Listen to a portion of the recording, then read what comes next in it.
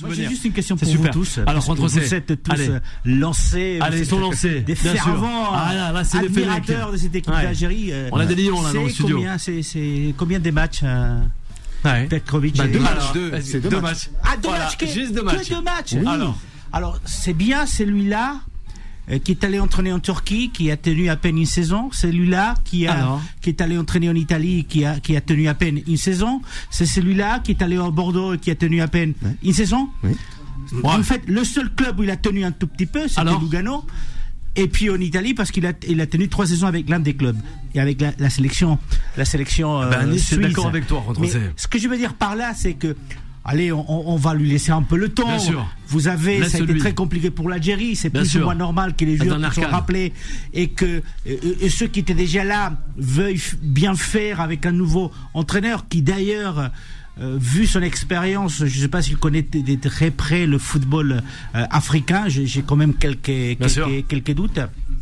Parce que je vois pas en quoi le football suisse et le football algérien sont plus ou moins semblables.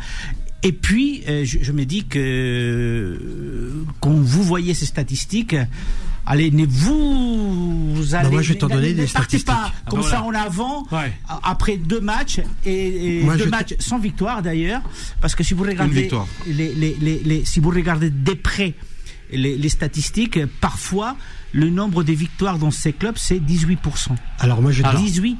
Oui, donc, c'est pour ça que je vous dis que... Bien sûr.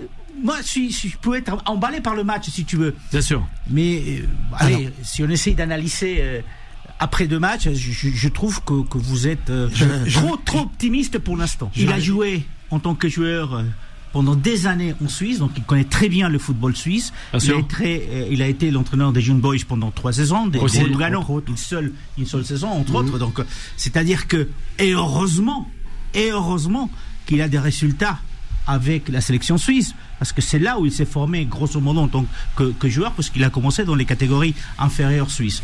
Heureusement. Et c'est là où je reviens après sur le fait qu'il n'est pas un entraîneur avec une grosse expérience internationale. Ça n'a pas marché en Italie, ça n'a pas marché en France, ça n'a pas marché en Turquie. Ouais.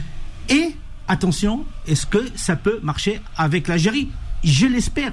Mais rappelez-vous, comme Belmadi a été nommé sélectionneur, tout le monde était lancé. Tout le monde était content. Et voilà, ça va être de la révolution. Ouais. Et bien voilà, il faut constater que cette équipe, malheureusement, petit à petit, s'est dégonflée jusqu'à l'élimination. Alors, Belmadi a un problème dans... 3-2 hier du côté de l'Orange Vélodrome, match amical, la France face au Chili. Juan Trocé, les hommes de Didier Deschamps, ouais, ça passe, mais... Toujours, on a l'impression. Ça passe, on a mis 2 buts quand même, les Chiliens. Il y a eu des buts, surtout ça passe, mais parce que on va se rappeler, ce n'est pas parce qu'ils sont arrivés en finale du dernier mondial que le parcours de la France jusqu'aux 2 derniers matchs, on va écarter un peu la finale parce que c'était pas terrible non plus, mais c'était pas un parcours passionnant. Donc c'est vrai que la France à chaque fois on a l'impression qu'elle pourrait faire mieux, mais la réalité c'est qu'il y a des résultats. Alors pour les 2 matchs qui viennent d'avoir lieu, donc la défaite face à l'Allemagne, c'est plus ou moins logique si vous voulez, parce que c'est l'Allemagne qui est le pays qui va organiser dans à peu près 3 mois l'Euro. Une Allemagne qui était faible ces derniers mois, puisqu'il y a eu quand même pas mal de défaites. Une Allemagne qui avait fait un mondial assez minable, comme l'Espagne d'ailleurs, puisqu'ils étaient dans le même groupe en face des poules. Donc une Allemagne qui devait montrer face justement à la France qu'ils étaient en capacité de pouvoir gagner, et je pense qu'ils ont fait le match qu'il fallait. Il y a à signaler quand même le retour de Kroos dans l'équipe allemande. Et puis le match d'hier, écoutez, le Chili, c'est l'une des grandes nations de l'Amérique latine, mais c'est pas la plus grande nation de l'Amérique latine non plus. Eux, ils auront la Copa América, mais ils n'ont pas la Coupe d'Europe.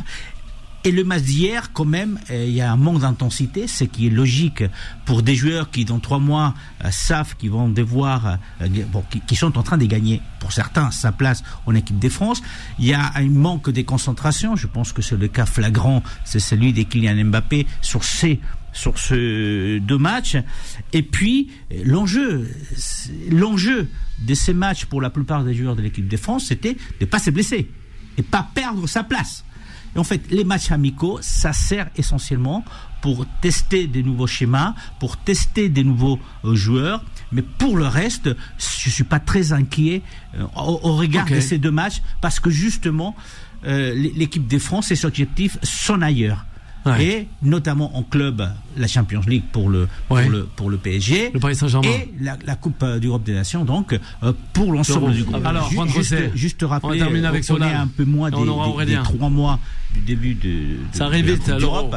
La France reste quand même la favorite pour gagner ce championnat, parce que quand vous voyez l'Allemagne, on l'a dit tout à l'heure, l'Allemagne vient de passer quelques années très compliquées. Donc est-ce qu'elle va retrouver le ton d'une compétition, le niveau qu'on l'a connu par le passé? C'est le même cas pour l'Espagne, qui est loin d'être à son meilleur niveau, comme l'Allemagne, et elle a beaucoup souffert lors du dernier mondial. L'Angleterre est une équipe qui n'arrive pas à convaincre depuis plusieurs années. On l'attend, mais il n'arrive jamais. On voit que le groupe d'ailleurs de l'équipe de France est quand même assez facile, parce qu'il y a la Pologne, il y a les Pays-Bas, il y a l'Autriche. Les Pays-Bas dont on attend beaucoup, mais on voit aussi que c'est une équipe en reconstruction, comme l'est la Belgique d'ailleurs. Donc la grande favorite de l'Euro, ça reste quand même la France. Mais vous avez raison, maintenant il va falloir effectivement assurer la compétition, assurer la qualification en phase de poule, aller en 8e et démontrer qu'on est vraiment les favoris.